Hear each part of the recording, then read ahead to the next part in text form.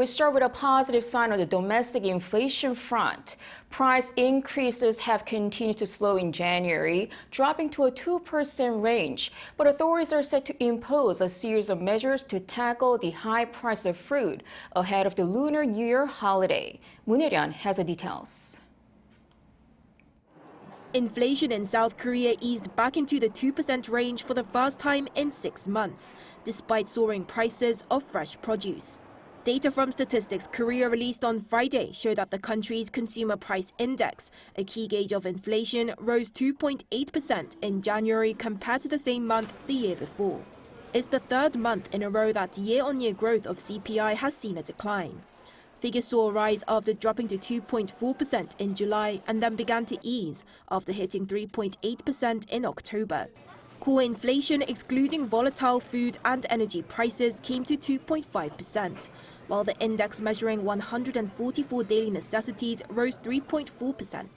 Prices of fresh produce have continued to climb due to poor weather conditions throughout the latter half of last year, with the rise in prices for agricultural goods remaining in the 15% range for 2 months straight.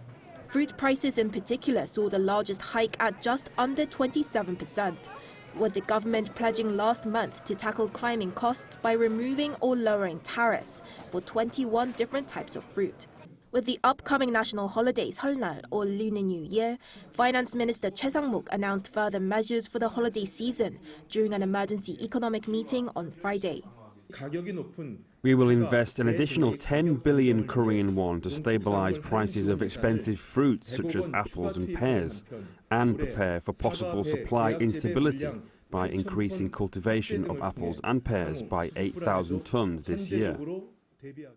Transport costs, however, fell by 0.3% compared to January 2023, continuing the trend of on-year decline since November last year. With the introduction of the climate card last weekend, which allows limitless public transport access in the capital Seoul, and plans to implement another type of public transport discount card called the K-Pass in May, the government hopes to lower transport fees even further. Moon Hye-ryeon, Arirang News.